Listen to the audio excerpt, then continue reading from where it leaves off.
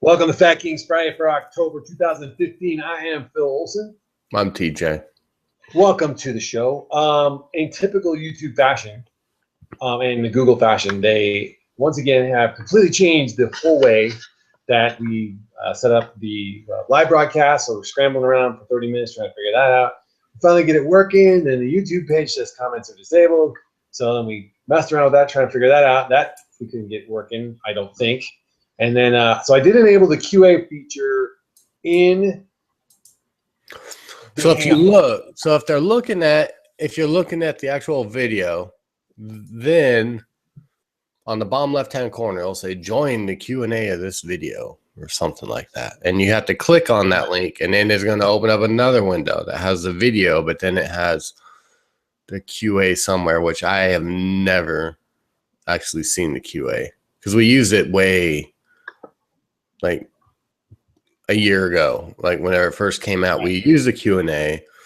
We saw a couple of the questions, but not all of them, and it doesn't show the questions afterwards, so you don't get to see who watched it. You don't get to see any of the comments. You don't get to see any of the questions. It's gone forever, gone to the universe.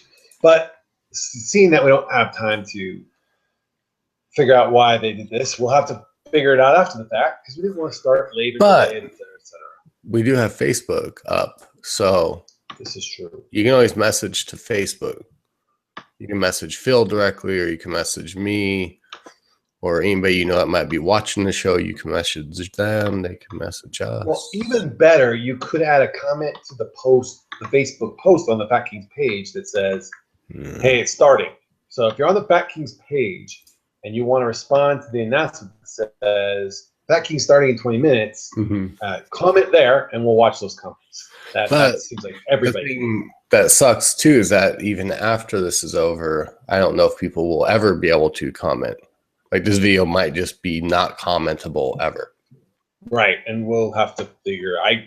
The settings say the comments are on for all, but it's not allowing me to do it. So I don't think it's gonna be that big a deal for the 4 people that watch this show to not be able to comment. Right. Especially on the night. I'm sure there's lots of Halloween parties tonight. Lots of Halloween parties. Dude. Nobody's I home. doubt anybody's home. I'm doubting. So what do you got? What do you got going on for Halloween?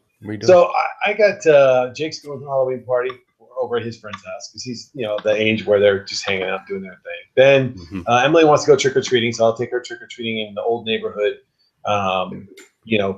Probably earlier in the evening. It starts to get dark, and then I got invited over to a friend's party over in what the hell's the name of that? Flying Horse. So I think I'm probably going to go to that for a few hours and maybe enjoy myself. So we'll see. Right on. How about yourself? What are you doing? Well, we're gonna go out somewhere. Jenny wants to dress up, and then I got the costume from the little creature on that movie Trick or Treat. Like every year I push the movie Trick or Treat. I try to get everybody to watch it, and people, oh yeah, I'm gonna watch that, and then they never do. But anyway, the dude on there, he wears a burlap bag over all of it, but whenever there's one scene where he loses his mask, and he's like this pumpkin / alien kind of looking dude. But I got that mask, and the creature wears a onesie because it's like a little kid. It looks like a little kid in the movie. So Jenny ordered me a adult red onesie. So nice. That and the mask and a little burlap. But the bad thing about masks is that you can't drink. You can't do anything because you got that freaking mask on. So it's funny you mention that because like for 2 years in a row now, I'm like, well, last year I realized I could go as anything I want now. Like I could get a costume just off the rack and go as anything I want, right? Oh, next year I'm going to do it up. So this was the year I was going to do it up huge. I was going to get a great costume, and of course, because my house didn't sell till later in the year, and I'm building the house now, I have been like living out of a suitcase for the last 4 months of my life, pretty much, and I'm like, I got no time to go out or do anything. I was supposed to be moving today, and I'm not, clearly, because my house is delayed another week. So, yeah. So, needless to say, I guess it'll be next year. Yay. Hey, you know what? My remodel that I paid for and tried to sign off on, and the whole shit that's going on with that, they pushed the due date so many times on it. Well, anyway, it's going to be November 1st, and they still don't have a light up. They don't have the AC in, and there was a fan that they took down to do some painting, a fan light, and they lost the parts to put it back together. So they had to order the parts to put it. But anyway, they just need to go in and do these 3 fucking things, and they have not been able to do it. So technically, they still are not finished with the job. It's not 100% complete even now still. Dude, it's I went over, well, being a project manager in Taipei, I went over there every day last week. And they hate you. Oh, they hate you. Don't like me. But I went over there and I just started doing my walkthrough before they're done because I'm like, look, we got to fix this. This shit's got to be fixed. I'm not signing off on this house bill and stuff. But all my network connection jacks were wired wrong. They were phone jacks. All my hardwood floor did not get put in where it was supposed to be put in. They didn't extend it all the way through. It's not a big deal. They're doing a really good job, but they're missing a lot of shit that's obvious and on the job book. And it's like, it's right there written down what's going on. And they're just like, oh, well, you'll just have linoleum instead of hardwoods. Not a big deal. Just deal with it. One of the things is like, oh no, we'll come back and fix it after the fact. Right. No, I'm putting something like the garage. I paid to have the garage completely insulated, textured, everything. I want the garage just textured and painted a whole bit. It's still not textured or painted. And they've cut holes in the drywall. So now they have to patch the drywall because they needed to show the inspector something. I guess the inspector wanted to come back and check something, which is good. I get it. But the same thing in the bedroom. There's big holes cut in the bedroom. There's big holes cut in the laundry room. I'm like, you guys got like no time to fix this shit. I'm not signing off on a house with holes. That's not happening. Because I'm not moving my shit, so you can come back in 30 days and say, oh, don't worry, in the next 30 days, we'll come fix this, this, and this. No, I'm putting a 900-pound gun safe here. I can't move it once it's down. This needs to be textured and painted and done and ready to go. That's it. There's no negotiating on this. So at this point, I'm delayed. I'm already screwed. I already had to move out of my other apartment. I'm already having to crash with my once and future ex. So I'm screwed now. What's another week of being screwed? Who cares? I'll make it 2 weeks of being screwed. I don't care. It's like. And does that come in because you're staying with your ex? You're getting screwed. I don't know that I'm not. I'm definitely not getting screwed. That's for sure. But, yeah, man. It's just. At this point, I've already had to move yet a third time. Now it's 4 moves total. So what's one more week? Who cares? I'm already screwed. So. Right. Yeah. So. But man, last time we talked. Well, really talked. It was at the party, the big awesome party. That was so much fun. I had so much good time. Yeah, it was fun. I don't know. People got a little more emotional than I thought they would. Just not because of the party, but just in general, people were just more emotional than I thought they were. And I put it a bad way to Tanya. I says, well, my WLS friends, they just kind of broke off and went to the pool and cried amongst themselves all night. And my WLS friends, they kind of hung out with me, and they were in the party. They were there for what they were there for. They weren't there for this sob session that takes place when more than 2 WLS people get together. It turns into just fucking estrogen fest. But and anyway, so she goes, well, I don't know why you're pointing it out as your WLS friends versus your non-WLS. She was thinking more local versus not local. But my point to that is no, because anybody who's normal, who's not WLS, who would come in out of town is not going to be huddled, in a low group crying. They're just not going to do that. So anybody who's been to any WLS meet and greet, and anybody who's followed Fat Kings all knows my feelings on meet and greets. And and some of that is that's a valid. It's a valid. I don't know if it's really a complaint or anything. I still had a great time, and the party was great. It didn't diminish it. It was only an observation. Yeah. But anytime you get a group of WLS people together, I don't know what the fuck happens, but y'all get your emotional, whiny fucking bitches, all of you.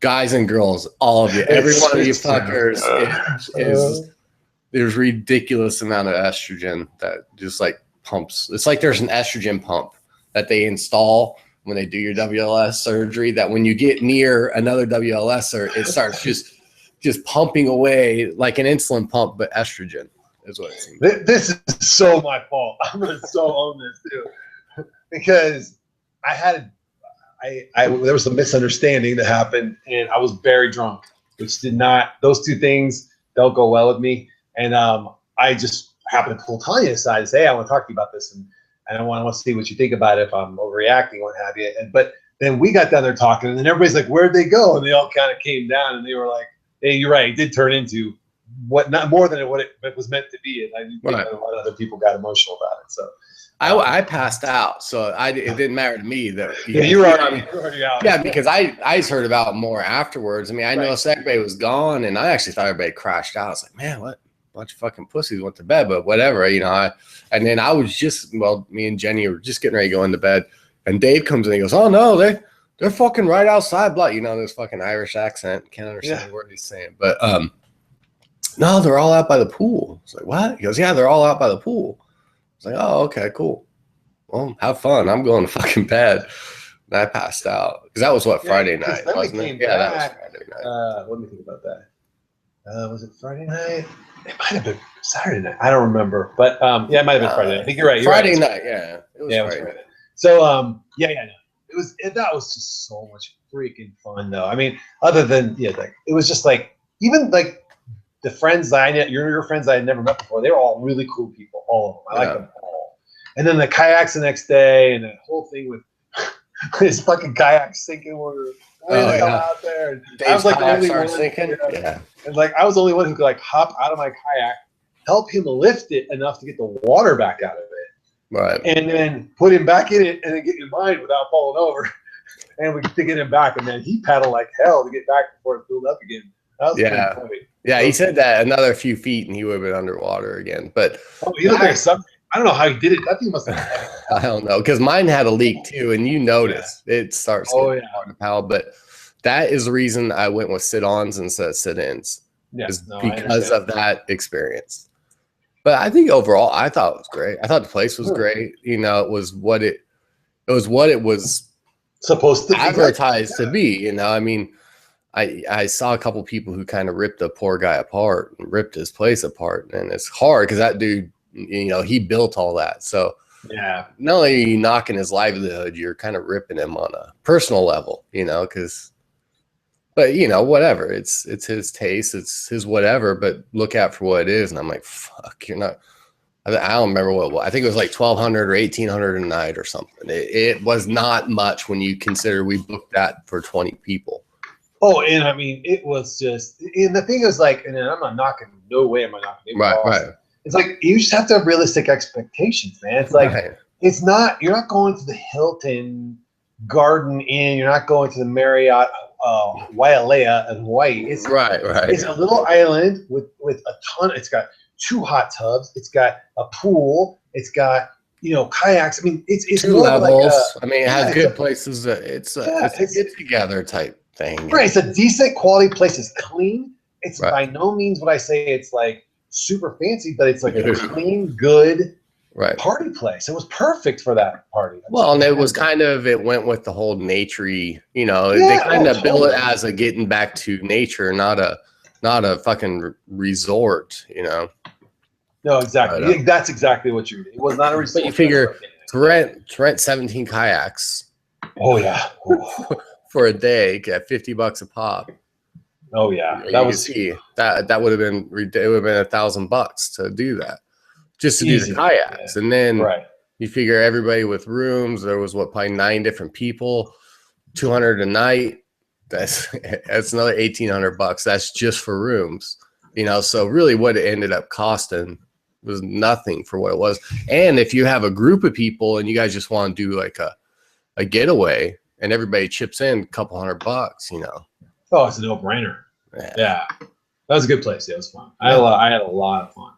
And it was just just like, and it was there was like you would be in a, there was no like group clickiness or anything. It was like you're hanging out with this group for a little bit, you're hanging out with that group, and there were just enough people to where you did have that fracturing of like mini groups, like 4 people over here, 4 people over there, 4 people over there, whatever, 6 people, whatever. But you know, even we're like down in the hot tub. I went down in the hot tub with it was Kirk and Mel and Sonny. Yeah, I walked away from that. I was, you guys were all piling in there. I was like, no, I think I'm gonna leave right now before that breaks or somebody passes out. It was awesome. We had such a good time. Oh my god, it was so funny. But no, it was good. All in all, and then even after everybody left, and it was just you, me, Mel, and Jenny, and we went to Universal, and we went even at that big Bass Pros, and just getting the kayaks back, and oh man, I was just, I don't know, just hanging out and just being able to just be with you guys and just chill out, even watching TV and horror movies and camping horror movies and just laying on the couch and chit chatting and bullshit, and it was just good because you and I hadn't had a chance to do that for a long time, so it was like, oh my god, this is like we got to hang out a lot. You know, it was like nice stuff. It was good. Yeah, no, I liked it. I enjoyed it. I don't know. I'm just not good with groups. No, yeah. I don't do. I mean, like, and then I pretty good. I was, and I mean, I was like, you're used to me picking on you, and right. Yeah. Other people were, I think, a little more sensitive. Like that's just my shtick is like kind of well, you know, not in a mean way. Like I kept making fun of Tanya about her. It's over there by the water. By the water. Go over there and get it. It's over by the water. That's an impression, and she just got mad. Like she just sat there and smiled, but you could just see it. She was so mad. Daggers flying out of her eyes. Yes. Oh my god. No, you know it's funny because if you know, like, I mean, obviously we've all seen you actually get really angry. So I'm like, until he gets serious angry, I know he's just screwing around. Like I'm assuming he's screwing around until he does it a certain way, and then everybody should run for their lives. But that was cool. And then I was, and I know a couple times like because me and Jenny interact in like really hostile ways. Harsh, yes. So people who are used to like, hey, like Kirk was, he's like, hey, because Jenny said something. I go, you need to shut your fucking mouth. Which to an outsider that sounds like abusive, but it's meant in a joking way because there's a whole story behind it. We were in Home Depot and we were walking by this couple and they were fighting. And the guy stops and he looks at you and goes, here's what you're going to do. You're going to shut your fucking mouth for a minute. And I was just like, God. Oh, you can't. Yes. I wanted to stop him, like high five him. But ever since then, that's started out. Inside joke. Yeah. Oh, you're going to shut your fucking mouth for a minute. And then it just shrunk down to, you shut your fucking mouth. Well, I just watch her reaction. If she laughs and rolls her eyes or something, it's like, oh, okay, this is their shtick. I get it. You know? Right. She's off in the corner crying. I might have had a different opinion, but no, it was all good. So, yeah, it was. Yeah. But yeah, no, everybody's good. Kirk was pretty mellow there on Saturday. He was just staying hydrated. It was funny. There was like Pedialyte. We have like 5 things of Pedialyte in our refrigerator. I was like, Kirk was worried about staying hydrated. We lost one person a day. Like the first night, one person partied too hard. Next day, they were in recovery. The next night, a new person partied too hard. They were in recovery the whole next day. Like it just kind of had that. Thank God I wasn't one of them, but I could have been. Don't get me wrong. I definitely went way too hard the first 2 nights. I mean, Thursday night, I think for the main group, the Thursday night was hardest partying night out of the whole week. Dude, there are pictures. I'm like, I barely remember that. That scares me a little bit. You know, like, yeah. You know, it was kind of cool. Why do none of us have shirts on? Like, why are all the guys shirtless? And why do I feel like I started this? Yeah, no, and it was. I just was like closing blinds and stuff. No neighbors don't need to watch all this happen, but yeah, it was good fun. That was awesome. That was cool. And then everybody did pretty well weight wise. No, yeah, I was up 2 pounds, and it turned out to all be muscle. So I was throwing hungry. So. Oh, and then I think Mel said that she lost weight, didn't she? No, she went up 6 pounds. I think that was all the flying. So she went up 3 kilos. But by the last time I talked to her, she'd almost dropped it all back off. And I told her it was water weight, and she was like, yeah. But that flying that far and that long. Well, all we did was eat junk food for 3 days. Yeah, but I mean, we barely ate though. I mean, except, well, Yeah, the first 3 days, but I think when it was just us, like, oh yeah, we ate pretty well. I mean, except for like maybe when we were at university, we had like a couple of little naughty treats, but we shared them a lot.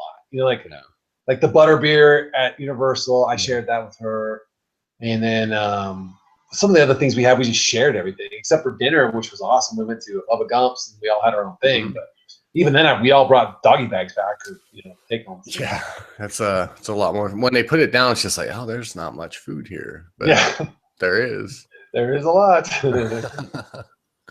I was thinking about that trip. Something else that was really good. Well, here's Brazilian jiu-jitsu. That was the thing I was thinking of. Yeah, I forgot. So I was like, TJ gets into things and he goes hardcore. So I've always learned to kind of filter it a little bit. Like, well, he's like, hey, I'm making arrows now, and I bought $5,000 worth of arrow equipment. I'm like, that sounds awesome, but I'm not doing that. So, but Brazilian jiu-jitsu, I was like, he had a different kind of passion about it. I'm like, I don't get it. And then I did it, and I'm like, oh, I totally get it. Yeah. Like it, and I think that video you put up the other day with that guy, like going through all the self-defense things. Right. I think the best thing he said there, and the thing that really rang with me was like, it is a very humbling activity because I can totally see how somebody like Mel could choke me out, even though I weigh almost double what she weighs, with those techniques. Like that's humbling. It's very like you learn to like be like, oh, don't take anything for granted. Size is not. That has nothing to do with it. You know what you're doing. Yeah, no. That was some impressive shit. And I purposefully fought. Like TJ and I partnered up for the first night, and I resisted him pretty hard to see how. Can I really get away if I wanted to? Because I know we're about the same weight and got better, And no, the techniques work. And like I fought and I resisted, but he always got me. It only bought me like 2 or 3 more seconds. That's and a lot of times it's because I wasn't expecting it. Like I was expecting you to go with it, and then you start resistance. Like, oh, okay, so then you just adjust it a little bit to an actual, to something that's real, practice real. Which it's good to give some resistance, but. Well, I figured you are used to like actual grappling for 6 years, and those guys are resisting. So I thought it's not going to throw him off much if I resist a little, but it'll give me a feel for how long can I get away and how long. It's impressive. I totally, and I was sweating even from the little bit we did. That right there was like, oh, I am totally adding this to my workout regimen. I mean, forget the whole self-defense part of it. That's great. I do like that part of it, but the workout part of it is like impressive. That is when you're rolling. So whenever you're, and that's something else I think is good with it is that you are tested. Like you saw, we did like a little demo roll. Me and Coach Josh did, and you see you're going at it. You're trying to choke each other out. You're trying to get somebody's arm past where it should be. I mean, you find out what you do or don't know. Like there's no.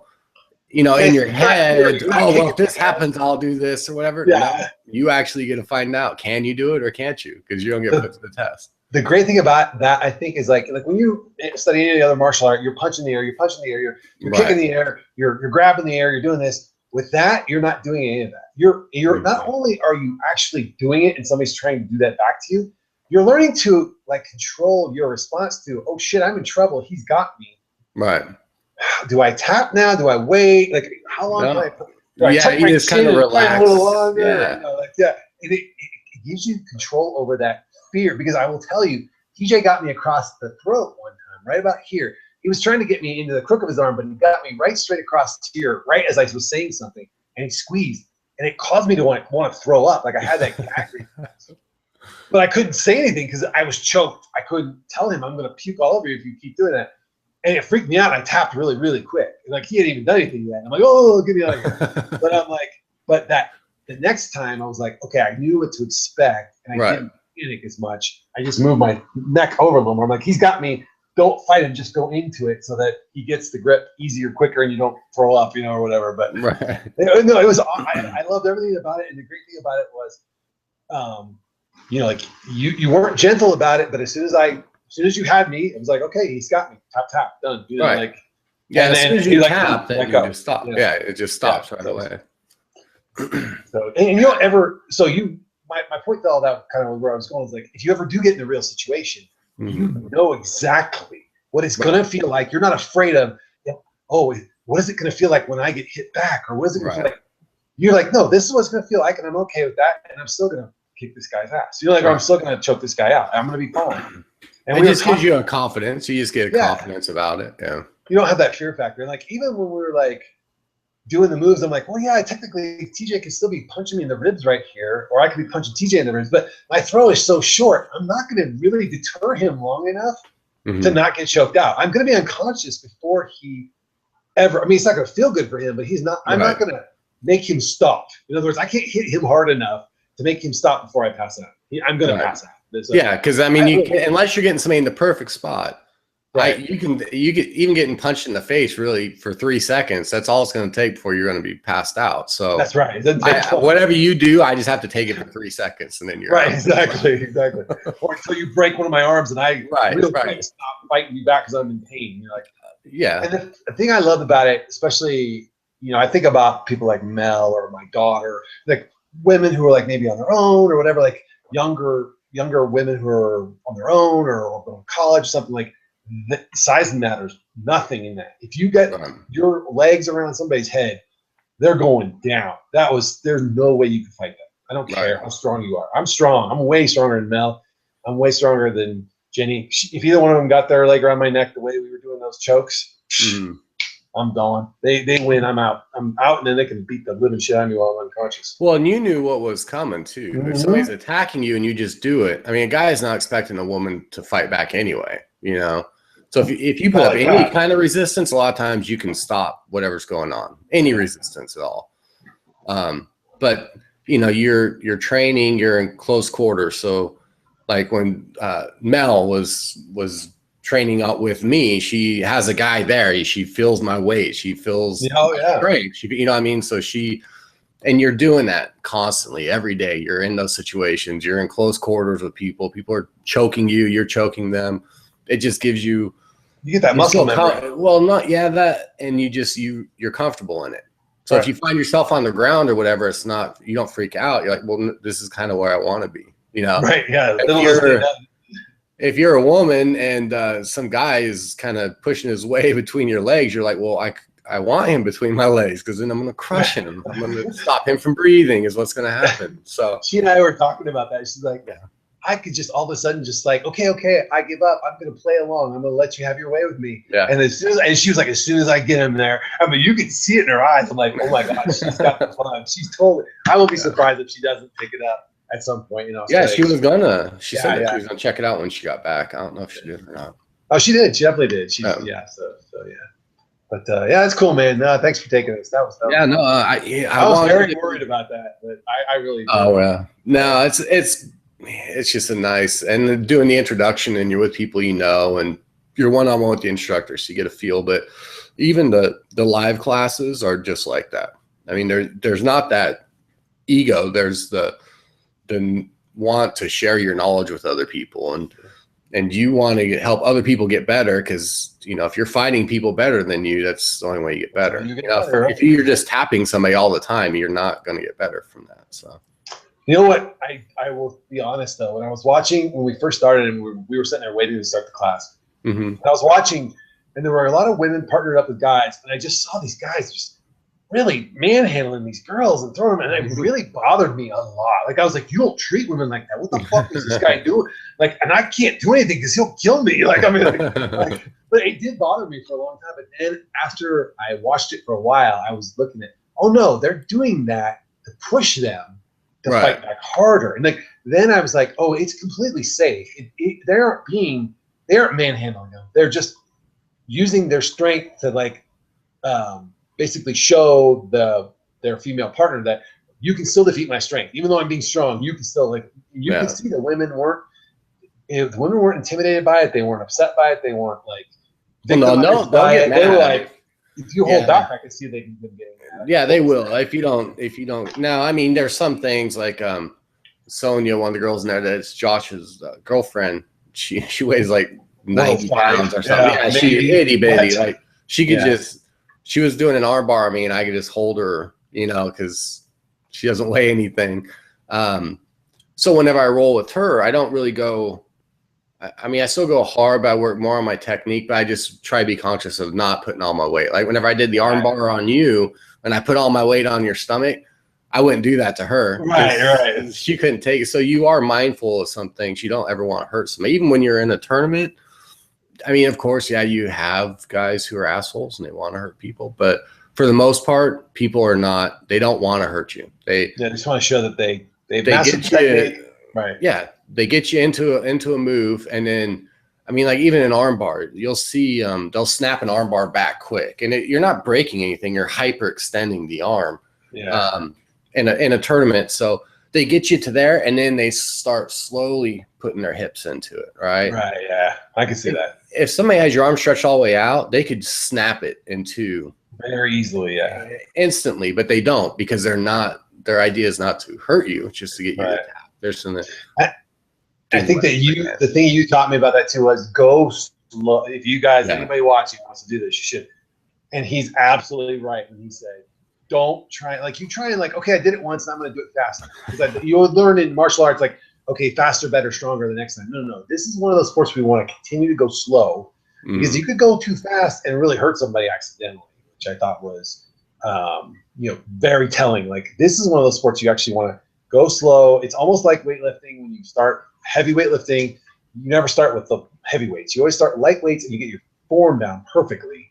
Then you have, once you know your form is perfect, you're not going to do anything wrong, then you start adding the weight or the speed or whatever, right? So, because going fast, I could see where you could accidentally break somebody's arm really easily. Well, you could hurt somebody, but also you just don't learn the proper technique. I mean, it's the same as like lifting. You start out light so you can learn a proper movement. It's the same thing. Jiu-jitsu.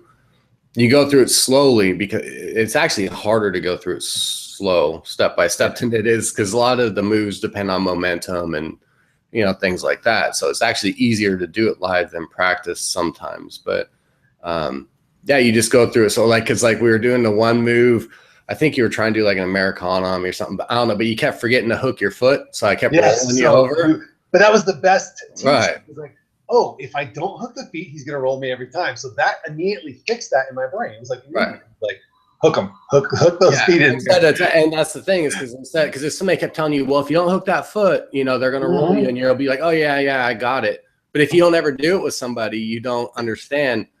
Oh shit, yeah. Every time I unhook my feet, I'm on my back. if you had just said, hey, hey, stop, hook your feet. Right. Then I would have done it, but it would not have made the impression as, wait, shit, I'm on my back. How did that happen? Right. Oh, okay, I forgot to hook my feet. The very next time I remembered. So I'm like, yeah, that's how that works. It was really cool. And I mean, definitely, if I was down there, dude, I would totally be going with you all the time. Because it's just the workout alone, like I said. But I mean, there is a certain fun kind of like confidence to it. Like my windpipe hurt for a couple days afterwards, and like I got this one night, I got this huge swollen lump up here from the where we would grab each other like this. Right. Just when the arm would rest there, it like got swollen up. It went away the next day, but it was like, oh man, that hurts. but it was awesome, man. But again, I kind of like the idea that like I know what to expect. Even if it hurts, it's like, okay, that's as bad as it's gonna be. Like it's not. Right. Like you don't fear it. It's like that's the known. Like, okay, yeah, it's gonna suck for a couple minutes. Big deal. Like you don't fear it anymore. You're not hesitant to it. Well, and it keeps you out of going into a panic mode, because a lot of times you get like I was telling you, like most guys, they'll get somebody in a headlock and they grab you in a headlock and they're squeezing. And not only are you squeezing, and you're draining all your everything that you have, squeezing that does nothing, but it does do something, because the other guy is not used to being. He's freaking out, in a headlock, and he's freaking out, thinking, "Oh my, I gotta get out of this. I gotta punch him. I got this and that." Whereas if you're in it, well, I'm just gonna stop and let him just keep squeezing. It's let him wear himself out. It's uncomfortable, but I'm fine. Like this is okay. So you learn and position. Yeah. So it's good. Anyway, we could do a whole hour on jiu-jitsu. We could. I'm sorry. I wasn't really. But so that's definitely on my radar for next year once it gets up for sure. Yeah. No, definitely. So as I had asked a question about guns, and I don't know if we really got into it too much, but I said I want to do that, talk about it on FatKings Friday. So I have a 357. You saw it. It's a revolver. It's very heavy. It's it's like steel heavy gun. Ooh, big bullets in it. Gun. Scary. You got Jenny's. It's painted, so it looks like a toy gun. It weighs nothing, so it feels like a toy gun. and it has 380. So you look at the bullet and it's a tiny bullet. So if somebody has, so you're not you personally, but the overall in general, do you think somebody's more likely to shoot somebody with a 380 than they would be with my gun?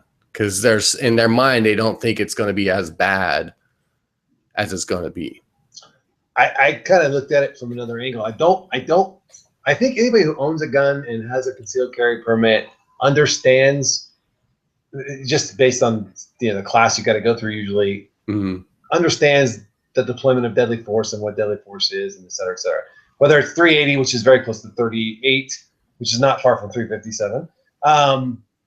Believe it or not. I mean, the velocities are a little different, but well, mine shoots 357 or 38. Yeah, because I can shoot either out of mine. Same size, right? So all the differences between 38 special and 357 is velocity of the powder behind it. So a much heavier punch on the 357. Yes, but just the feeling of it. I'm just thinking. Yeah, the feeling of the gun. Do you think that there's that second in your mind, like when you have a gun, you're pointing at somebody and you're like, if I pull this trigger, they're going to be dead. Like death will ensue as soon as I pull this trigger. If I have a big, heavy gun, if you got a little gun, it's like, wow, death might not ensue. Like I'm just going to put one in his leg, or I'm just going to, what I mean? Like you start thinking stupid shit because you got this little tiny dainty gun that feels like a toy that doesn't have big bullets in it. You're like, just one in the shoulder. It's not going to, what I mean? Like your mindset, can you start justifying shooting something that feels so tiny? Yeah. See, I think for gun owners, no. I'm going to say for people who have been properly trained and have guns, any pull of that trigger is a intended use of deadly force as a last resort. So I would say 380, 22, or 44 Magnum. You pull the trigger, your intent is to kill that person. That is your intent. Right. I cannot escape this situation any other way. First of all, you pull out a gun, you show it. 98% of the time, the situation stops right there. Hands down. People are like, whoa, he's got a gun, she's got a gun. This shit's over. Like, I'm not going to get killed. In the rest of the hold on. Now, I know that I knew that would be your answer. Like, that's your answer. I'm saying the general public. Do you think a general person would be more likely to shoot these little toy-filling guns than they would a heavy gun-filling gun? I don't think so. Like I said, if you own a gun, you know that, right? So if you have a gun. But what I do think, and I thought about this from a flip angle, if I pull out a 44 Magnum 8-inch barrel and I point at you, the intimidation factor of a 44 Magnum, whether you know what the hell that is or not, just looking at it, you're like, holy shit, that is a cannon. He's going to kill me. Right. If I pull out a little pink 380 and I pointed at you, or a blue 380 and I pointed at you, you might think, that shit ain't gonna kill me. I'm gonna still go for it. Mm-hmm. That's where I think the flaw would be. Is like the idiot on the attacking side would underestimate the power of a 22, a 380, a 38 versus big 357, 44, 45, 9-ish, 40 Magnum, 40 caliber. I will show you I can show anybody, look it up, the stopping power of different calibers. Mm-hmm. And yes, it changes quite a bit when you get to the 40s, the 357s, the 45s and above. But, it's unless you're down in the 22 range, every gun will stop you on the first shot. So and that's the thing is that stopping power. I mean, they all have killing power. That's the thing. People talk about stopping power, and that just means I shoot you and you drop right there instead of you continue to pursue me. That would be quick. So that's stopping power. So a 380, you shoot somebody, unless you hit something really vital, they might be able to take an extra couple steps more so, I think, than a 357. I would agree that if you purely statistically, if you look at the mass velocity, yes, 357. When you get to 40, 357, 45, and a 44 from a handgun, the stopping power is 90-ish, 92%. Mm-hmm. The second shot is 93% because people go into shock after the first shot, so that only really increases by 1% if you shoot them a second time, if they survive the first one. Mm-hmm. You get under that. 9mm was, most people don't know this, 9mm was designed to be a survivable round. The idea was that you shoot somebody with a 9mm or a 223 rifle bullet, the idea was you not only take that enemy out of the fight, this is military thinking, you take 2 other guys out of the fight who have to pick that guy up and carry him back to get a medical attention. And you tax the resources of the enemy force of having to treat people, but it's survivable. That, I mean, yeah, it'll kill you. It can kill you. But a lot of times it was designed to be survivable. You would think 22, same thing, but Yeah. that thing, like a 22, it goes in. If it hits something, it'll just bing, bing, bing, bing. It'll just kind of jump Most around. assassins use very low caliber, low velocity bullets, 22s, 32s. Very common assassin bullet where they will shoot you in a vital spot in the head, and the thing will bounce around in your brain, and that's what kills you. And it leaves very little noise, very little sound, but it is something you have to use very precisely. Like, it's a much more precise kind of hit. The other side of that coin, of course, is the mental factor, right? So I can shoot a 200-pound pig with a 22 rifle and do nothing more than piss it off. I can shoot a 200-pound man with a 22 rifle, and he'll be like, "Oh my God, I'm shot," and he'll lay down because he thinks, "Oh, I'm shot. I have to lay down and I have to give up." You know, like, it's it's the mental. It's a mental thing. So it's a tough question, but it's an interesting one. I like it. So. All right, so to bring it in a WLS direction, I guess. So how do you deal with people who make like fat shaming or fat hateful comments? Like people who are fat bashing and they're doing it around you because they don't view you as a fat person, and especially people who maybe you met after you lost your weight. Now all of a sudden you're skinny, so they think of you as just another normal person, and they start fat bashing. What do you do? I haven't hands down had that happen yet, but really, I have all the time. Really, I haven't. I know that I Mel had a situation like that. Matter of fact, she sent me a video this morning of, I don't even want to promote who did it, but there was this famous YouTuber who did like a Dear Fat People video that was completely so horrible. I didn't even want to watch it. I heard about it from another big person, and I'm like, I don't even want to watch it. I don't even want to watch it because it's just gonna piss me off, and I don't want to be pissed off today. But I have yet to have that happen, but God help the person that does, because I'm going to use all my mental prowess to belittle them for all of their faults in front of everybody and say, well, I thought it was okay. I thought we were just bashing people for things that are true. Like, those people are big and you're obviously fucking stupid. So I thought I'd just clown on you. I thought that's what we were doing. Yeah. You know? I don't know. I hear it all the time, actually. I hear, and especially guys, whenever you're around a bunch of guys in the gym and stuff, you know, that you hear the comments, and I don't ever let it slide. Like, I jump in and it makes everything awkward, you know, like everybody just kind of gets quiet or whatever. And I'm like, no, I get what you're saying. I know you're joking, whatever, but you know, saying, oh, well, if you need a seatbelt extender, just don't fucking fly.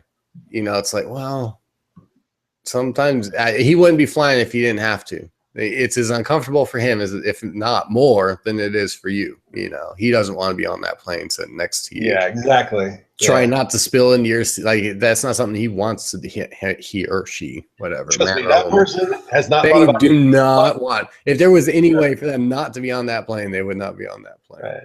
Right. And that's just kind of what I told them. And you know, I don't think it goes anywhere, but yeah, I hear it a lot.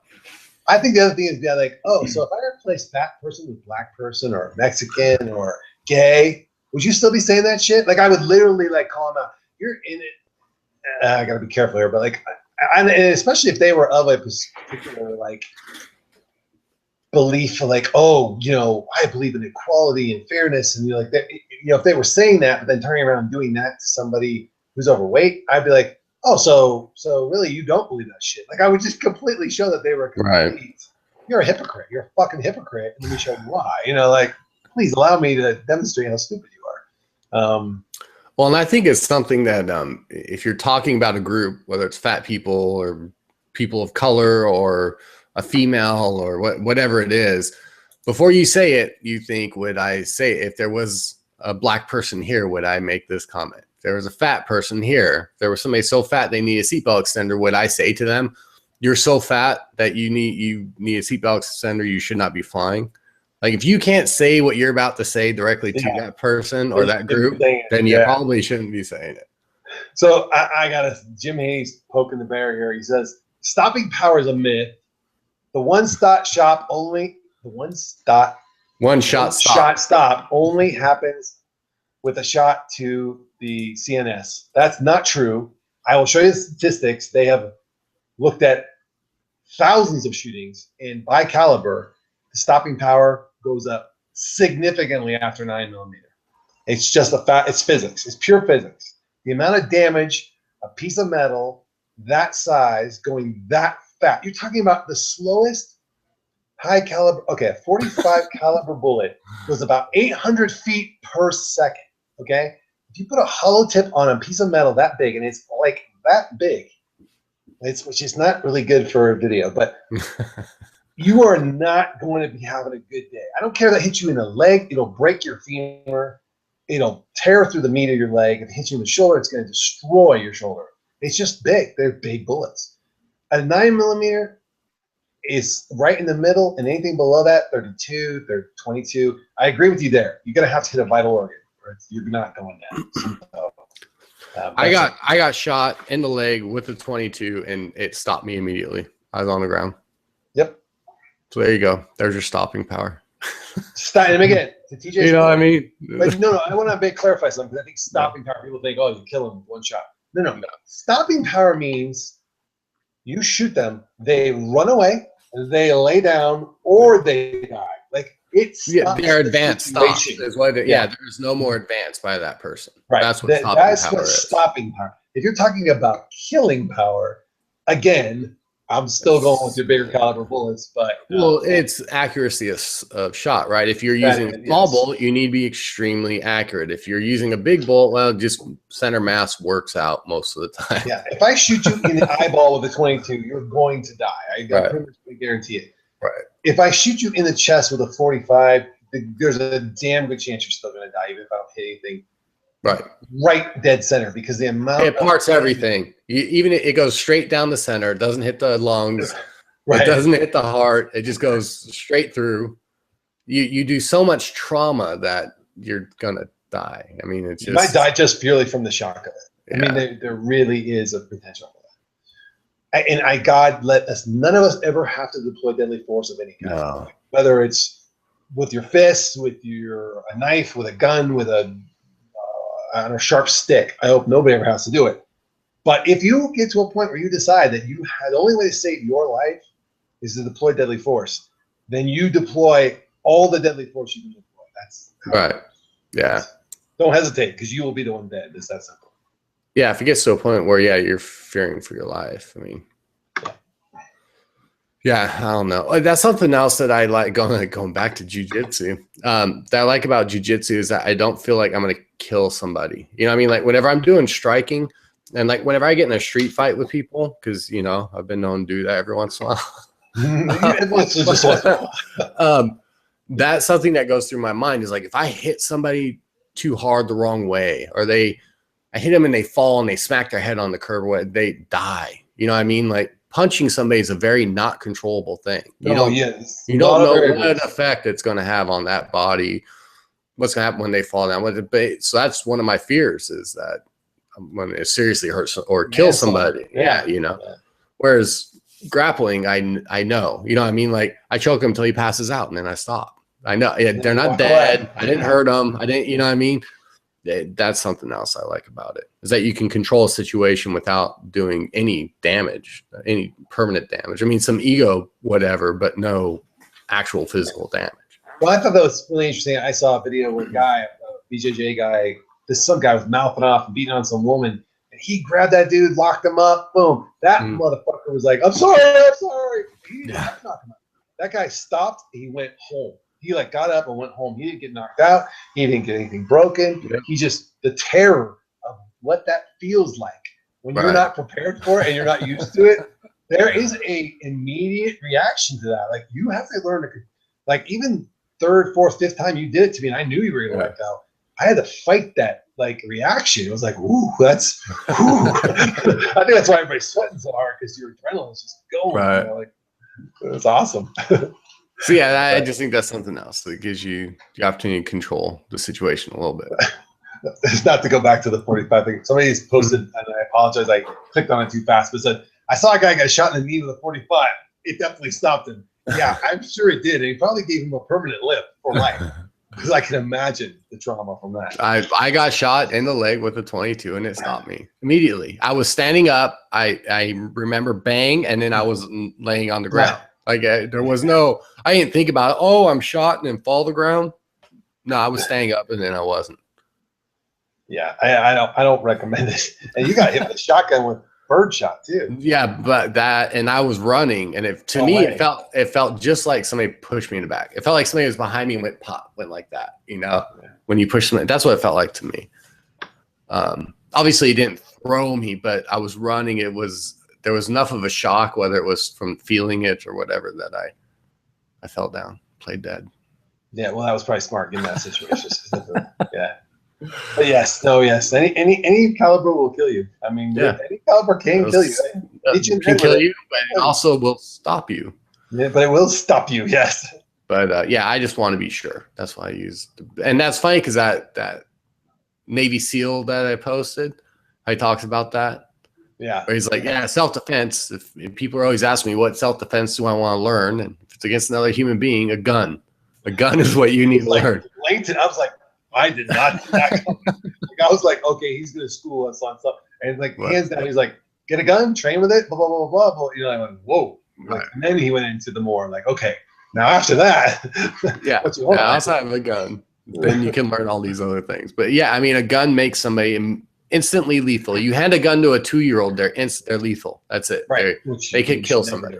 Yes, yeah, absolutely. But you know what I'm saying? They're stupid. Yeah. Yeah. It's well, no, I think that's always been the argument of a lot of pro-gun positions is like, this is the ultimate playing field leveler. In other words, equalizer, 195-pound woman, or you're a 95-pound woman, and you come across a 300-pound man, you are equal to that guy in every way if you have a gun, because he's not going to be able to do anything to you that you cannot stop with a gun. Unfortunately, you know, like, I mean, that has to be the equalizer, but it is an equalizer. It does level the playing field. That was the sword many years ago, and the bow and arrow, and the whatever. But that is the best, you know, playing field leveler. So. Yeah, I don't know. I can't see any comments or questions. So yeah, we got any gun will send an assailant running. Psychological factor takes over unless they're on drugs or mentally ill. That's true, and you have to think about that when we talk about stopping power. Also, that the drugs and mentally ill does factor into that a lot, because if you deploy deadly force to stop somebody on drugs, they may or may not feel that shot. They may take a while to bleed out, or if you didn't have a vital organ, or they're not necessarily going to stop. You're right. That's why the second shot, and again, because of the adrenaline factor, normally only increases the stopping power by 1%. It's kind of frightening, you know, and that's why they tell women in particular, keep pulling the trigger till the gun stops going off. Because that's what they teach everybody, and then people are like, "Oh, overkill." No, well, for men specifically, they say it's overkill. Yeah. A woman, it's just, and look, guys, I'm not being misogynistic, sexist, whatever. This is the reality. A guy deploys 15 bullets out of a gun, it's excessive force. A woman deploys 15 bullets out of a gun, she was protecting herself. That's just how society sees it. And so, ladies, if you do use a gun for personal defense, you have no reason to stop pulling that trigger. You're not going to be challenged nearly as badly in court as, especially if it's against some bigger dude who's coming at you, you know. So, don't deploy it unless you're going to use it, and don't deploy it unless you have to use it. So, that's all I'm saying. Is there any other questions? I'm looking. The only difference in blood loss is what. The only difference is blood loss is what causes shock. Stopping someone. Blood loss is not the only thing that causes shock. That's true. And stopping someone in their tracks, a 22 can stop you if you're hitting the head. Well, no, again, if you're hitting the head with a 22, you're going to die. That is a stop. That is true. But it's weird. A 200-pound man will get hit by a 22 in a non-vital spot, and then laid out. I mean, TJ just told us this. You know, Yeah. So, yeah. Okay, so we got another one. I'm sorry, you guys should be saying who these are. Gun show. Yeah, BSG11B. I think BSG11B is one of our newer watchers or viewers.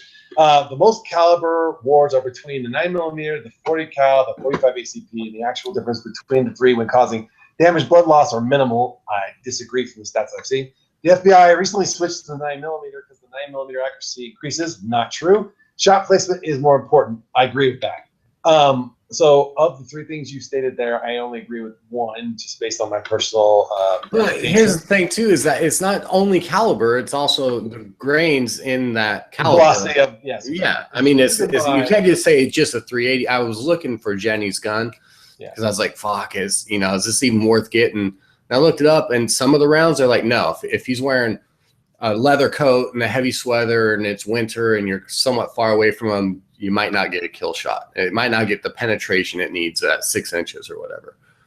But there's other loads that are 380, obviously, that will still kill somebody even wearing those clothes. So it's not just the caliber; it's more than that. Yeah. So and again, like I know there are a lot of stats out there. The 9mm, the 40, and the 45 have definitely been the law enforcement preference in this country since probably Prohibition. The 38 was really popular around then, but they had no chance against the gangsters. What caliber was the Tommy gun?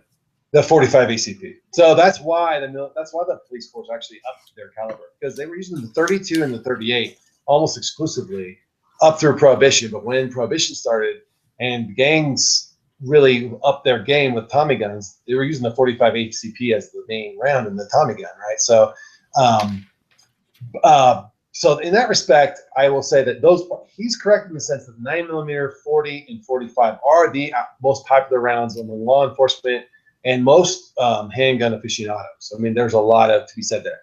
9mm, definitely for placement. I think these could be just as deadly, but you see a lot of gangbangers survive 9mm shots, a lot of them.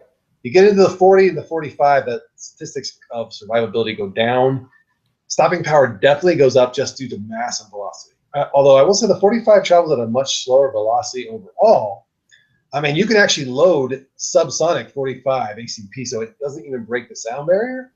And they do that a lot when they put suppressors on it, so that basically if you're going to use a large caliber for assassination in the military, per se, like you're going to actually be close quarters combat and you're using a handgun, you don't want to make a lot of noise.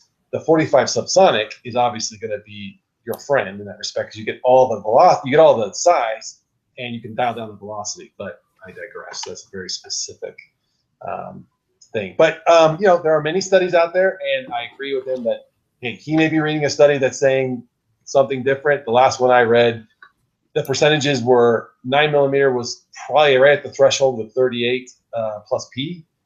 Then from there, you jump up to the 357. From there, you go to the 40, 45. Those were the order in which they were deployed.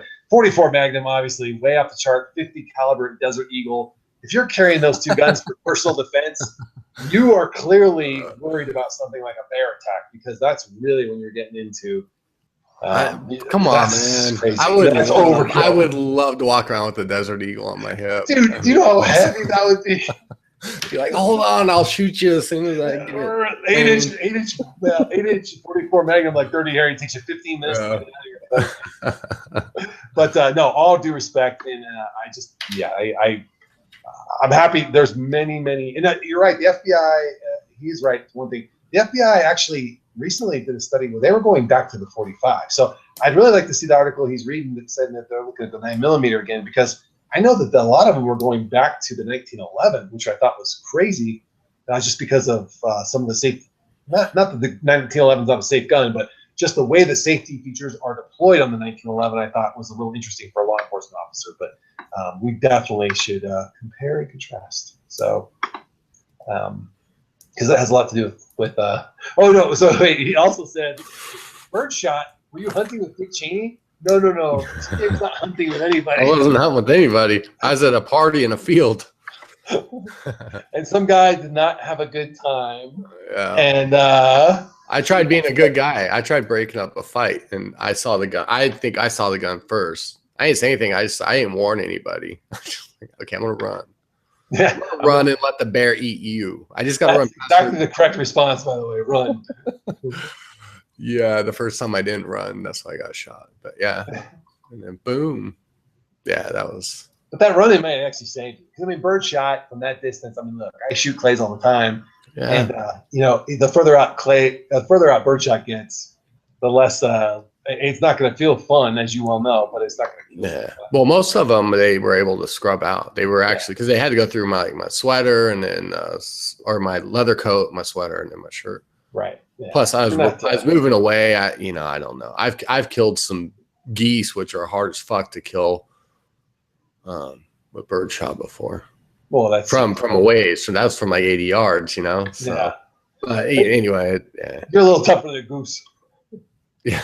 Leather jacket is actually a lot tougher than most people. I mean, look, they had leather armor. Goose are they're like armor, dude. If you ever go hunt goose, you'll see they're fucking hard to kill.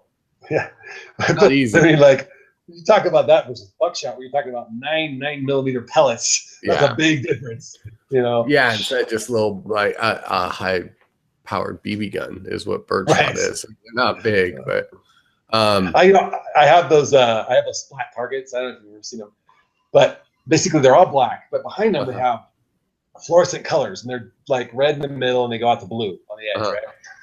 One time I put it up at the range. And I took my shotgun out there and I put birdshot on it, and bang! And it just makes the prettiest, like, all these little tiny little holes across the whole thing. You know, like 50 yards away. It's like it's kind of pretty. But then you take like magnums, man, and it's a whole nother story. It just damn near tears the target right off the stand, you know.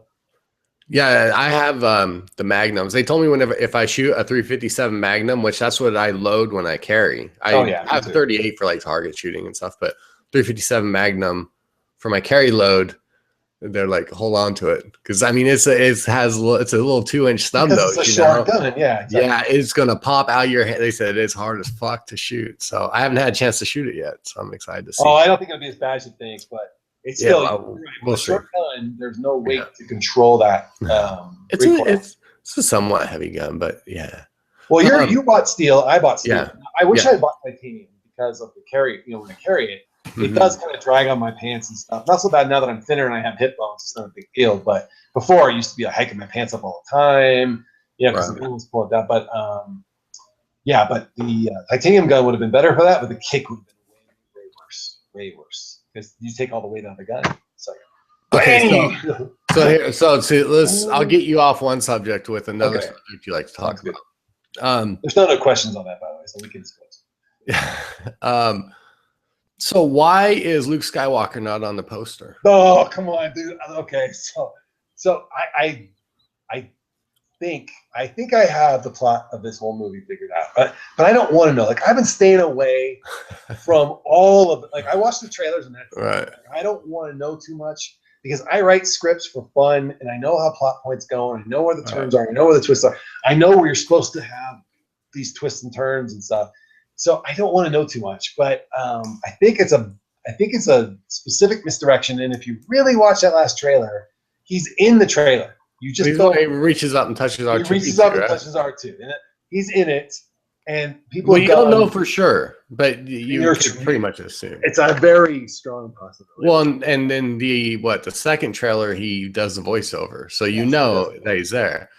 But why is he not on the poster? Even if it's an insignificant part, I mean, he's kind of a big deal. He is Luke fucking Skywalker. And the fact that I think that a more ironic thing is that Harrison Ford, Han Solo, is on the poster, and he does not want, like, he wanted Han Solo to be killed off in Return of the Jedi. Like, he thought that Han Solo should have been killed in the second Death Star attack because he didn't want to play him anymore. He said he just didn't think he was a very deep character and blah, blah, blah, blah. Yeah. So I think it's funny that now this new movie really seems to center around Han Solo, and I have theories, which I'm not going to share because I don't want to ruin it for everybody. But I'm going to write them down in a piece of paper. I think I'm going to mail them to you, and you can open it after you see the movie and see how right. I think that's a good idea. Can you at least tell me why is he not on the? I think it's a misdirection on purpose. I think they're trying to You mean as opposed to them just accidentally leaving him off the poster? Like, oh fuck, we forgot Luke. They didn't forget Luke. Yeah, so there has to be a reason. Princess Leia's on the new poster, is she? Yeah, she's right behind Harrison Ford. Is she with Harrison Ford? Okay. I love that poster. I thought it was a beautiful poster. But I think they did something stupid too. I think they insinuated there's a new Death Star in there by putting that thing on there, which I thought was dumb. Don't give it away, man. You don't need to. You already have everybody like just drooling. Like, this is not Phantom Menace. This is not. You have brought it back to a level. J.J. Abrams, and first of all, the guy who wrote Empire Strikes Back. But is it fucked up that he does Star Trek and then he does Star Wars? He was always a Star Wars. He always said this too. He's like, he wasn't a very big Star Trek fan, to be honest with you. He said that openly. But still, he did it. He did that. It's like Star Wars fan. So. It's like he goes worse for Coke, and now he's gonna come over right. Pepsi. He always belonged to Pepsi. Is my point. He just poured himself. He was slumming it. He was slumming it. I'll tell you, he did a great job with Star Trek. They went a very extreme route. They rebooted the whole series with a time thing, which never normally sells well to folks. Right. And they pulled it off, and it was really well done. And I got no complaints from that Star Trek series. I don't dislike Star Trek. You know what JJ and J.J. Abrams stands for, right? No, I do not. Jar Jar. Jar Jar. Jar Jar Abrams. Jar Jar Abrams. He's gonna kill off Jar Jar in this movie. So funny. So why is he not? What's his name? Why is Luke not on the poster? No, why is Luke not Rilo Kane or Kylo Ren? Yes, because I can't. I know why. I know in my heart of hearts, I know why he's not. But I just don't want to ruin it for everybody. I really don't. I think it's because it's his son. It's not his son. Oh, you think it's Harrison? No, I think the black kid is Harrison Ford's son. Nope. All right, you pulled it out of me, you son of a bitch. Kylo Ren and the female lead, whom I can't remember her name right now. They're brother and sister. They're twins that were born to Han and Leia. Obviously, look at them. Separated at birth.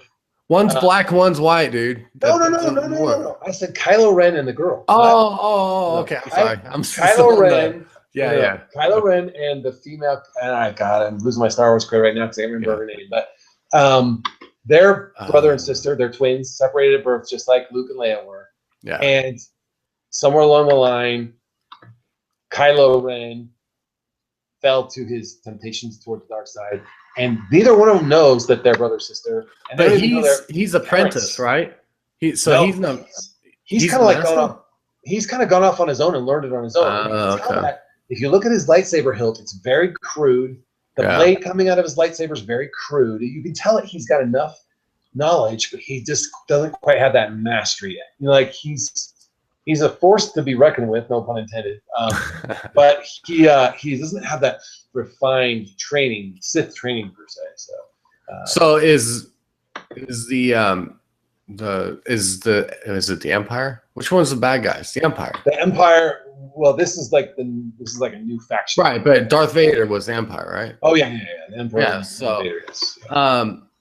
So is the Empire still going on in this movie, or it's gone? So this is the Imperial remnant. I think this is the remnant of the Empire. This is what was left over after the destruction. Like, look, you kill the Emperor, it doesn't mean the whole infrastructure and government just goes away, right? So that's why this fight has been going on for 30 years. You've got 30 years of conflict between the rebellion and the remaining Imperial loyal worlds and loyal forces. So I think the new order is like a remnant of it's a splinter faction of the Empire that's very extreme and very almost think of like defeated Germany in World War I just gave rise to a Nazi party in Germany. This is very much like that. This is very much a Nazi style, really hardcore version of the Imperial Force. These are all my opinions, by the way. I have no facts. I have avoided all sources on this stuff. I'm completely coming up with this stuff on my own. So, but just for what it's worth, the script writer in me tells me this is what it is. So, yeah. The dude who plays Chewbacca is going to be here on February 4th.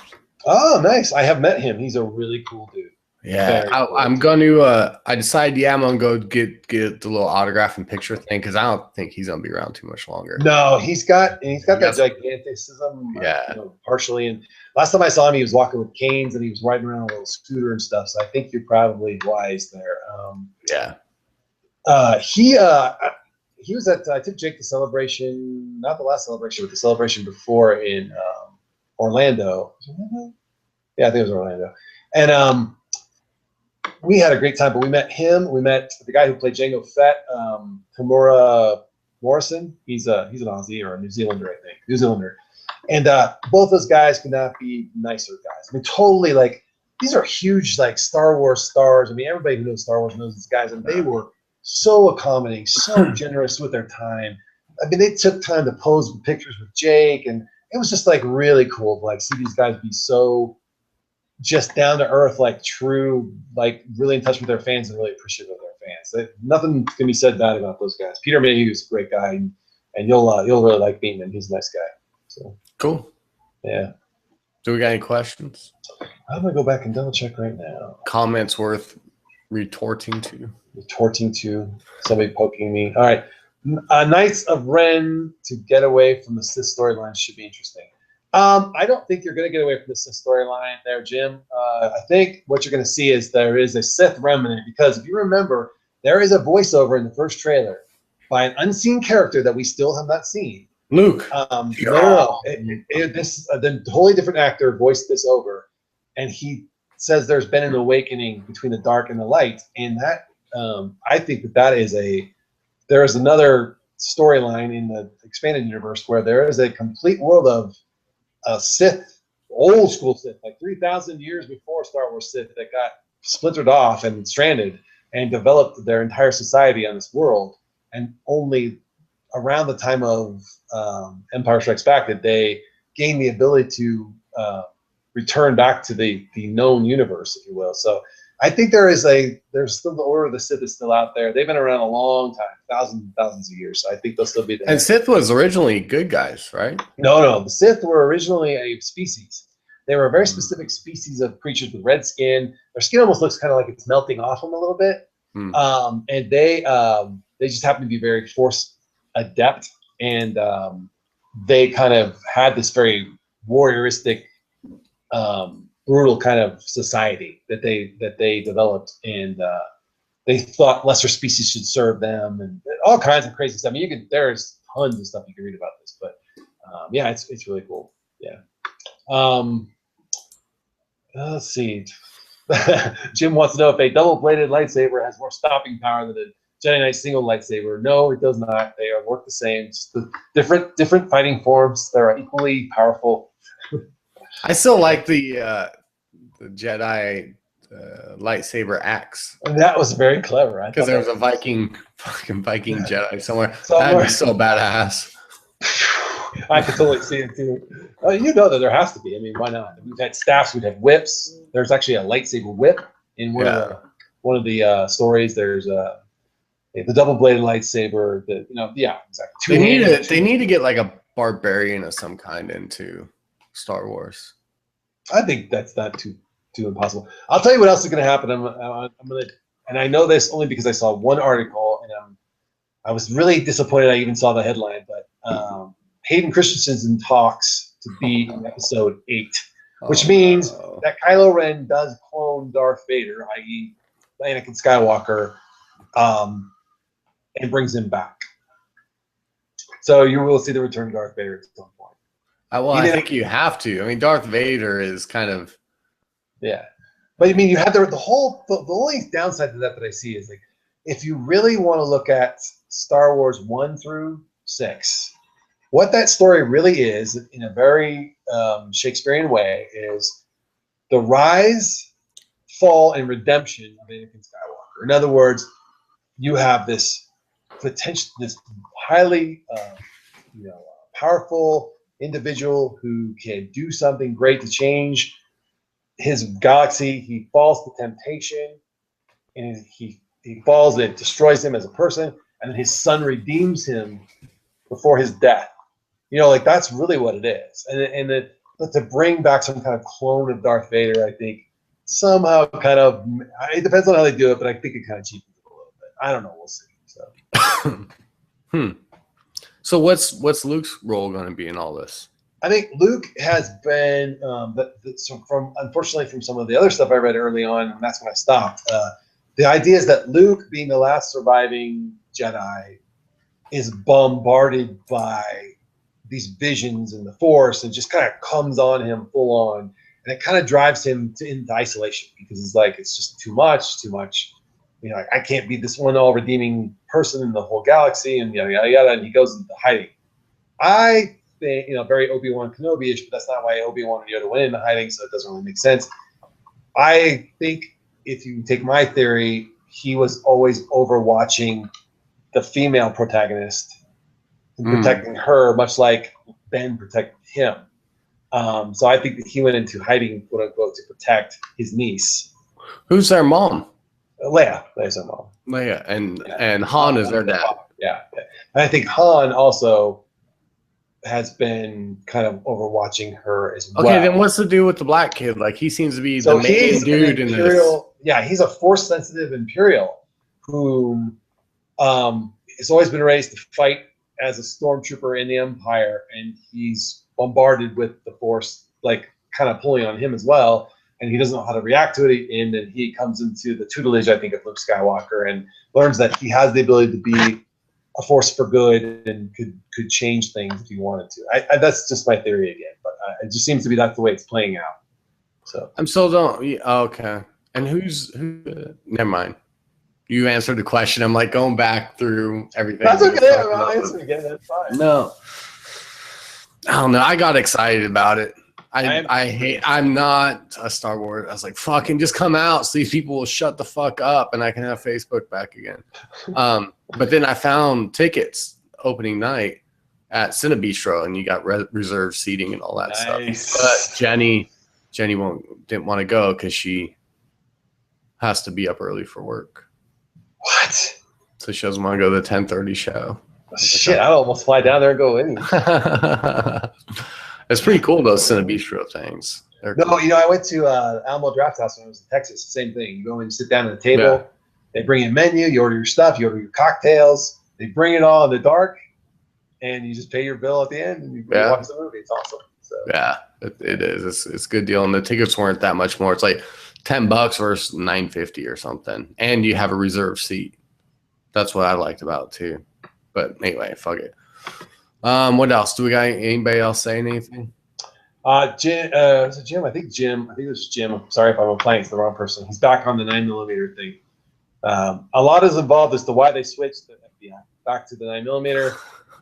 Number one, 9mm less recoil. It's less recoil if the gun's the same weight. Okay, I'll agree with that. Number two, 9mm cheaper to shoot. The 45 APC is a very common round, but okay, I may even give you that. I'd have to double check that, but I don't know. And then 45 APC is so common, but whatever. And then 9mm cheaper with regards to wear on the weapon. I don't know about that either. Again, depends on how the gun's built. You're talking about, you're setting off little bombs inside of metal. Pretty much, whether it's the power of the explosion or the size of the caliber is really what. The power of the explosion is more important than the size of the caliber, right? So if I got a smaller bullet and I got to move it faster, I got to have a hotter burning powder that burns quicker, which means actually probably more wear and tear on the gun. But I'd have to go. I will pull out my reloading manual when I unpack it, and we'll take a look. You should be Bruce Willis for Halloween. I totally sidetracking you right now. And then railroading you out of the fucking thing. You should be Bruce Willis. But accuracy, especially for female officers, was the main factor back to shot placement. I am willing to say that a female officer. What? A female officer? I get it. I see what you're saying for recoil reasons, and weight reasons. I could see that too. I think the 9mm. So wait a minute. You're trying to tell me that you guys feel like there's a gun that a woman can't shoot? Is that what you're saying? I don't feel that way. I always train people on the 45, but because that's what I have. But I don't know, man. I'm gonna. Is Jim Haney, is he sexist? Is that what's going on here? I don't know, but I mean, is he sitting there saying, "Wait a minute, we got the smaller guns are for women. They can't shoot the big boy guns." Is that what he's saying? So it sounds like I'm just gonna say that I will tell you that my 1911 is far heavier than my brother's 40 caliber was, and it doesn't kick that hard because it's full metal gun. Now, granted, it's heavy; it's hard to carry if you're trying to carry it concealed. But if you're a Here's my thing. You're not carrying it concealed. So. You go out and you look at guns. You find one. You get the largest caliber that you can afford and that you feel comfortable carrying. And there you go. That's what caliber you should have. That is true. And I agree. A lot of people will argue 9, 40, 45. And I think 40 is the perfect middle ground in my opinion overall. But 9's not. 9 is popular for a reason. And that is military. Same thing with 45s. It's popular for a reason, the military. Those are 2 rounds that came out of the military. That's why they're military. That's what they get is they get 9mm. They get 9s now, yeah. But before they got 45s, and the same thing with the 308 and the 223. Those are military rounds. That's why they're around. That's why they're everywhere. You can find them anywhere in the world. They're everywhere. So. They all get issued a 50 cal sniper rifle too. Yeah, that would be a little excessive. You want to talk about hard recoil? That'll light up your life. Except for the women. The women, they get 223s. Yeah, they get. No, they get BB guns. They get little. They get the pump ones though. They don't give them the CO2. Yeah, the guy goes pew pew when you pull the trigger.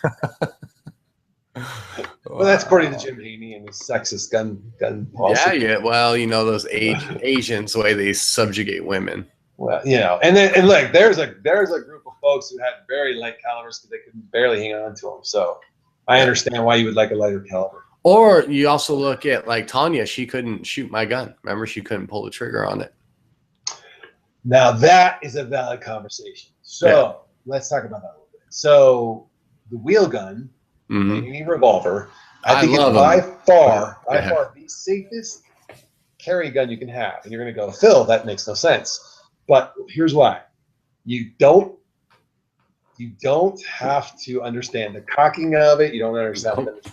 You pull it out and you put 12 pounds of pressure on the trigger and the gun goes off. But you have to want to be out. One, you have to want to shoot that gun. Right. You're not just going to kind of shoot. You have to really want to shoot the gun. But then your little daughter or your little son gets the gun to fend off somebody in the house, your elderly mom, or even your elderly father, or your elderly Tanya. They can't pull the trigger. People like that can't pull the trigger on the gun. I mean, you're kind of, that. So obviously, one, you don't want to recommend that they go out and buy one that's to carry, but also that's something to think about for home defenses. Can everybody who needs access to that gun shoot that gun? So that's something else to keep in mind. I agree. And most carry guns, I would say, if you get a wheel gun, if you decide to use a wheel gun, which I think, again, they don't jam. That's the other nice thing. Yeah. Hammerless wheel gun, because here's what happens if you have a hammered wheel gun. And I know you do. I do. Yeah. And I don't. Mine's hammerless. And here's why I chose that was I had that in my class. They said, if you cock the gun, that shows you had intent to deploy deadly force before you needed it, which I think is horseshit. But a lawyer will argue that you cocked the gun because you were bloodthirsty.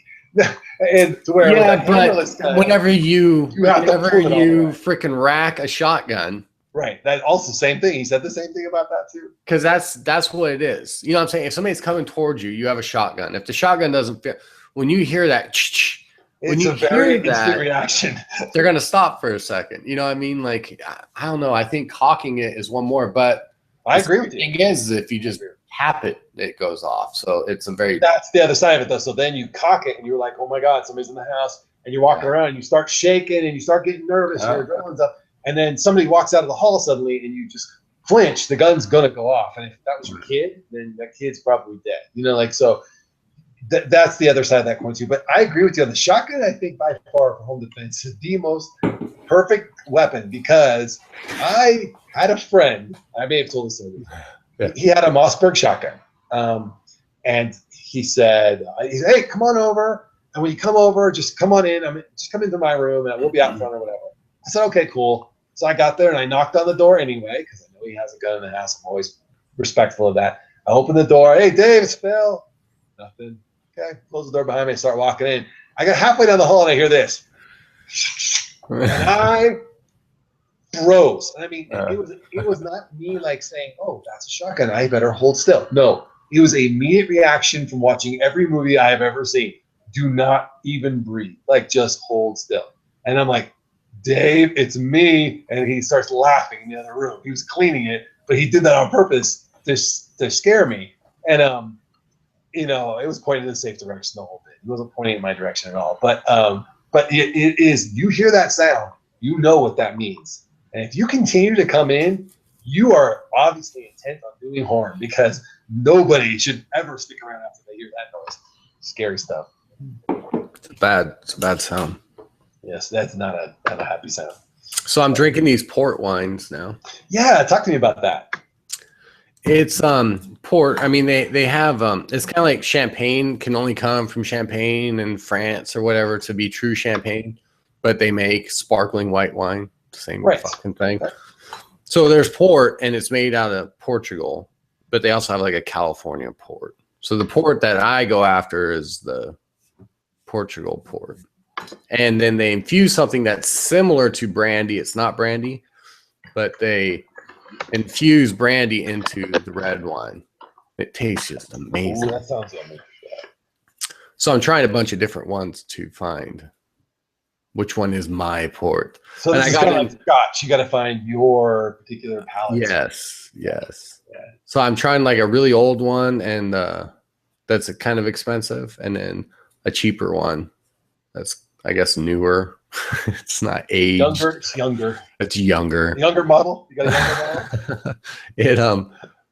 Yeah, and they definitely have different flavors. We went to some like function thing, you know, where we all get together and be nice with other people in the military. And somebody brought it, and I tried it. I was like, "Oh my God." And I'm like drinking it and drinking it and drinking it. I was like, "That's fucking good." But every time I went to get it, like, it was recorked. I'm like, well, who keeps recorking the wine? And I find out it's like a $200 bottle of wine. Like, tasted wonderful though. I bet it did. It's like a $500 bottle of Scotch. It tastes amazing. So now I'm trying to find one that's in a decent budget, but you know, around that 100. If you find one you really like, bucks. let me know. Okay. Okay. Yeah, that's cool, man. Yeah. So you got guns, you got liquor, you got Star Wars. What more could you want? This is like, now it's a man show. Hey, who's your candidate? Candidate for fucking president of the empire? For presidency, who's your candidate? Jesus, that's you know what? Did you say Hillary Clinton? Did you say Hillary? I did not say that. Christ, how much law can you break without getting arrested? Never mind. That's gonna start a little problem. So I'm gonna think. I like Ben Carson in the sense that he's just fucking reasonable, and but I really like Ted Cruz for not his social policies, but his stance on constitutional law. Like, in that respect, he's probably my number one boy, hands down. But I am not in alignment. See, I'm very socially liberal, but I'm constitutionally very conservative. So it's a tough road to walk with this field. It's tough, very tough. How about you? I don't have a candidate. Sanders was my candidate, and then he just kept drifting left. Like, you're going left. You're going left. You're way fucking left. Hey, Bernie, come back. Like, no. Bernie, yeah, I respect him. Ridiculous left. So I was like, fuck it. I can't deal with it. Like, Trump, I get too far right. You know what I mean? Like, right, exactly. I can't deal with either. I can't deal with extremes. I can respect Bernie because I did initially because I don't agree with them. I know, but he said what he felt, and it's kind of like the Democratic answer to Trump is kind of what he was like. But as soon as it looked like, oh wait a minute, I'm a serious contender now, then he started towing the party line and beating up on the middle class and the upper echelon. And it's like, dude, you're worth like $16 million. So you tell me you're going to donate all your money? I know. It's like, what the fuck, you know? Yeah. So yeah, he just started towing that line. Just the leftist social, it's fucking socialism. It's almost communism. I mean, it's just very much is. They want everybody to be the fucking same. They want the person that busts their ass doing 90 hours a week. They want them to get the same thing that the guy who dropped out of school in 6th grade and never even bothered to get a GED, but needs to make fucking $18 an hour to work. Burgers, to take an order. Can I take your order, please? You know what I mean? Like, what the fuck are you thinking? Why? What? How do you justify this at all, ever? I know. It's so funny because I think initially the great thing about our friendship was I think initially we came at it from like, Phil's really super conservative. TJ's really super liberal. But the more we talked, we were like, no, we're just patriots who believe. We just happen to be talking about certain things that we're conservative or liberal about. And it turns out that we're conservative and liberal about almost the same things. Like gay marriage, go for it. Yeah, that's say anything about that. You whatever, like I'm totally open to it, but take away your guns? What? No, that's TJ's like, no fucking way. Or I know we talked about abortion before. No, me personally, I'm pro-life in the sense that I think there's other options besides abortion, but I'm pro-choice for the fucking country because you have a right to not be pro-life. You know what I mean? Like, exactly. I believe in your right not to believe what I believe. Right. Hey, here's the idea. I'm not going to take away any of the shit that you really feel you need. So why don't you leave me alone and quit trying to take away the shit I feel I really need? Let's just call it even. You go live your life, I'll live mine. We'll see who ends up on top of the pile at the end of the story. Okay? It doesn't matter. We're not competing. I'm just saying I'll be happy where I'm at, and you'll be happy where you're at, and we won't have to fuck with each other. It'll be all fine. God. I don't know. I saw something the other day. I'm reluctant now. I'm not going to bring it up. What? No, go ahead. No, I saw somebody say something about like a fire drill. You know how we did fire? Remember when we were in school? We did fire drill, tornado drill, nuclear weapon drill, fire drill. Like get under your desk, cover your head in case you're asked goodbye for a nuclear weapon drill, and then line up and go outside and stand in the field for a fire drill. And this thing. Right. And somebody said, "Oh, they had a lockdown." And I'm not going to name names. They know who they are, and I'm not picking on them. I already said it out loud to them, but. My kids had to have a lockdown drill today. It just makes me sad because of we have to do this because of all the gun nuts. I'm like, no, we have to do this because that's how you keep kids safe in an emergency where a guy's running around. Like they locked my poor kids down because somebody got called on a domestic and he ran from the house instead of waiting for the police. And they knew he was in the general area. So they locked the school down just in case he was a nutbag and decided to take a kid hostage or something to keep from getting arrested. He didn't have a gun or a knife or even a sharp stick. He just happened to be running around, But yeah, I'm glad they locked my kids down for that. I'm glad they trained my kids to know, hey, if this alarm goes off, you need to get to a safe place until your parents can come get you or whatever. It has nothing to do with gun nuts. It has to do with fucktards, okay? It has nothing to do with guns. If a guy's running around with a chainsaw, I don't want my kids outside. Lock them down. Well, it's not like you go, oh, it's so sad that my kids had to have a fire drill because of all the arsonists out there. Right? All the matches out there. All the flammable. Oh my God, because they have paper in the schools. My kids have to. I didn't see who posted. I don't know who posted. No, I'm not going to name anybody. I have no idea, but I'm like, come on, dude. Let's be fair here, okay? Oh my God, they have to have a tornado drill because God made wind. Weather. This is so because weather exists. They have to have a drill. I feel so bad for them.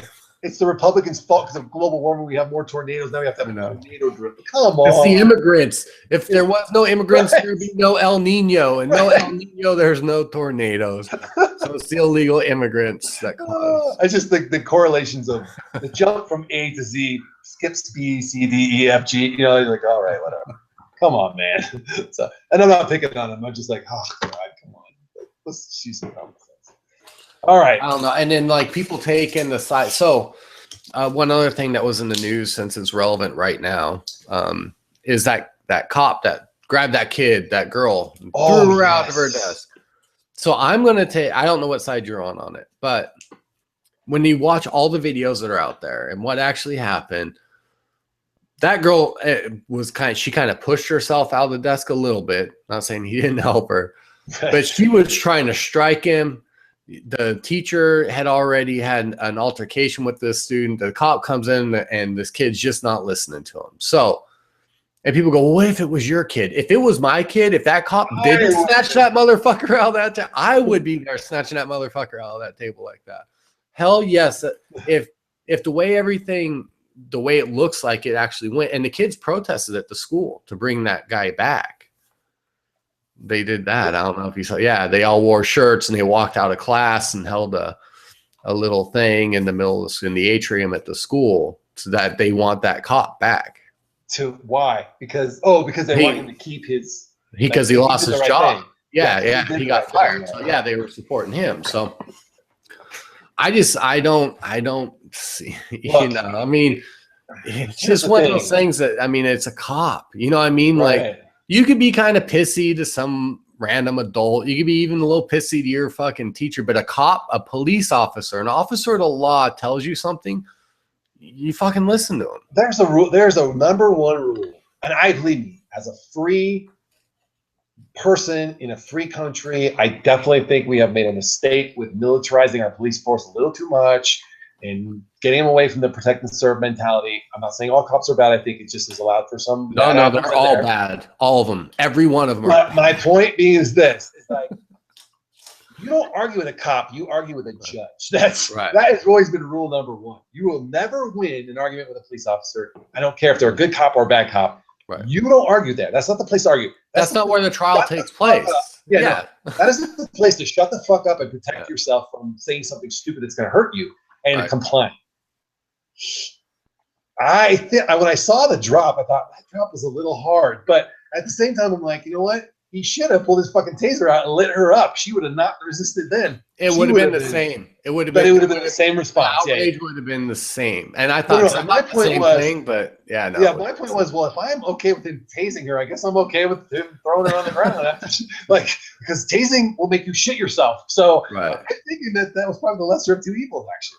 And I don't think that it was exactly what it looked like. I think you had the girl struggling while he was doing things, and it escalated. You just saw the end of it. I understand that it is shocking. I understand that, but shocking shit happens, and kids and even adults, not just kids, but adults too, are just in this fucking entitlement. I don't like. Oh yeah. The law's the fucking law. Like, that's what makes society work, is that we obey the fucking law. When the law tells you to do something, you do it because it's the law. It's what holds society together. If we just start ignoring fucking laws, right. Some motherfucker did something so many times that now there's a law that prevents you from doing that same fucking thing because we can't police ourselves.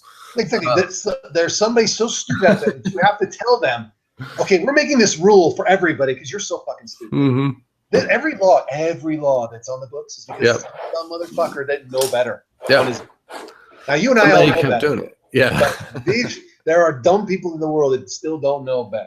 Like, So it drives me nuts. So I just think that you obey the law. The law is not pretty, and you got to understand that these people that they deal with, and there's excessive cops. I'm not saying there isn't. I've told my story about my police brutality incidents and stuff like that. But I've never.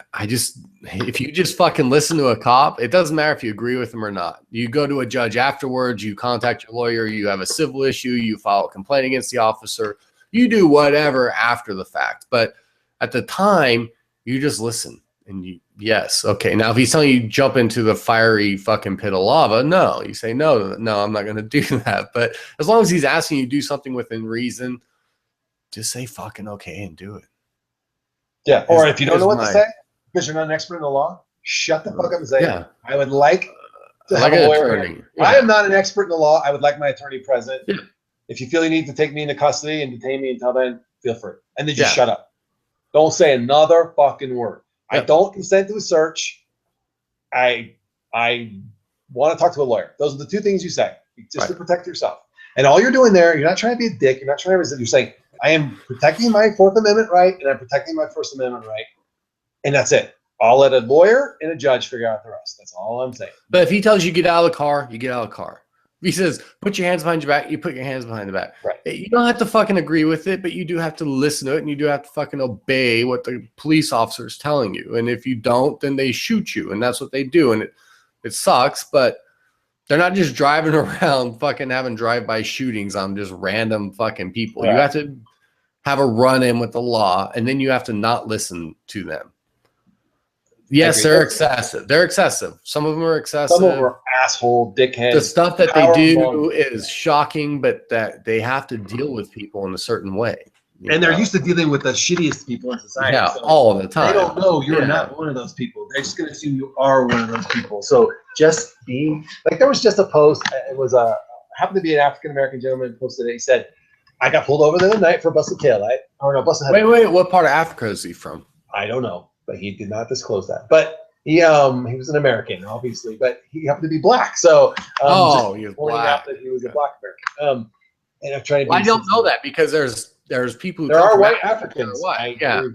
So you can't say African American. You're referring to where they come from culturally, not the color of their skin. Wow, African American is not a color. You make a great point. It's almost like I set you up for that.